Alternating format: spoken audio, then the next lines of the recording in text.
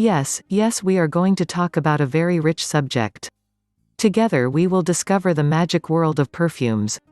Perfumes is a philosophy because it goes beyond being a smell that evaporates after a while, but rather it is the embodiment of life and living and helps us define our personality and identity. The scent is the one that predicts the existence of man in this life. Perfumes enable us to describe our thoughts through the sense of hate, love, fear, loneliness, deprivation, and orphanhood, by drawing a map of space, time and events.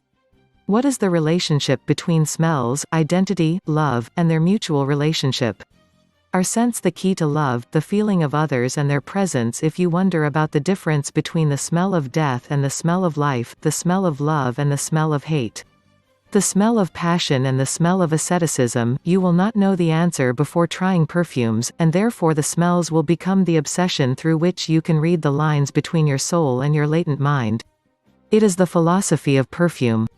Perfumes and good smells are a key to the comfort and tranquility of the heart, so we choose from the perfume bottles what suits our moods and our inclinations, so they have the ability to persuade and penetrate our minds, just like the air in our lungs, because perfume is something that cannot be expressed but we perceive and sense it. Perfume is a language that has letters, vocabulary and alphabet, some shouting, another whispering, new assassinated, and another convincing. Perfume. Perfume is a mixture of fragrant essential oils or aroma compounds, fixatives, and solvents used to give the human body, animals, food, objects, and living spaces an agreeable scent. It is usually in liquid form and used to give a pleasant scent to a person's body. Ancient texts and archaeological excavations show the use of perfumes in some of the earliest human civilizations. Modern perfumery began in the late 19th century with the commercial synthesis of aroma compounds such as vanillin or coumarin, which allowed for the composition of perfumes with smells previously unattainable solely from natural aromatics alone. History of perfume. Egyptian scene depicting the preparation of lily perfume, 4th century BC. The word perfume derives from the Latin perfum, meaning to smoke through. Perfumery, as the art of making perfumes, began in ancient Mesopotamia, Egypt, the Indus Valley Civilization and maybe ancient China. It was further refined by the Romans and the Arabs. The world's first recorded chemist is considered a woman named Taputi, a perfume maker mentioned in a cuneiform tablet from the 2nd millennium BC in Mesopotamia. She distilled flowers, oil, and calamus with other aromatics, then filtered and put them back in the still several times in India. Perfume and perfumery existed in the Indus civilization 3300 BC to 1300 BC. In 2003, archaeologists uncovered what are believed to be the world's oldest surviving perfumes in Pyrgos, Cyprus. The perfumes date back more than 4,000 years.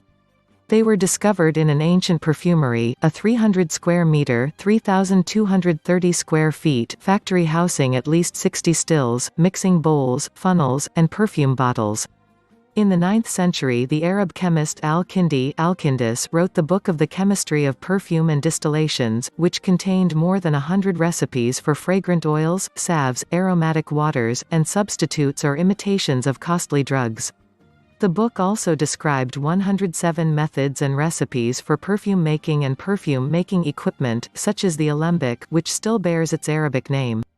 The chemist Ibn Sina, also known as Avicenna, introduced the process of extracting oils from flowers by means of distillation, the procedure most commonly used today. He first experimented with the rose. Until his discovery, liquid perfumes consisted of mixtures of oil and crushed herbs or petals, which made a strong blend. Rose water was more delicate, and immediately became popular. Both the raw ingredients and the distillation technology significantly influenced Western perfumery and scientific developments, particularly chemistry. The art of perfumery was known in Western Europe from 1221, taking into account the monks' recipes of Santa Maria della Vigne or Santa Maria Novella of Florence, Italy. In the East, the Hungarians produced in 1370 a perfume made of scented oils blended in an alcohol solution, best known as Hungary water, at the behest of Queen Elizabeth of Hungary. The art of perfumery prospered in Renaissance Italy, and in the 16th century the personal perfumer to Catherine de' Medici (1519–1589), René the Florentine, Renato il Fiorentino, took Italian refinements to France. His laboratory was connected with her apartments by a secret passageway so that no formulae could be stolen en route. Thanks to René, France quickly became one of the European centers of perfume and cosmetics manufacture. Cultivation of flowers for their perfume essence, which had begun in the 14th century, grew into a major industry in the south of France. Between the 16th and 17th centuries, perfumes were used primarily by the wealthy to mask body odors resulting from infrequent bathing. In 1693, Italian barber Giovanni Paolo Feminis created a perfume water called Aqua Admirabilis, today best known as Eau de Cologne. His nephew Johann Maria Farina, Giovanni Maria Farina, took over the business in 1732. By the 18th century, the Grasse region of France, Sicily, and Calabria in Italy were growing aromatic plants to provide the growing perfume industry with raw materials. Even today, Italy and France remain the center of European perfume design and trade.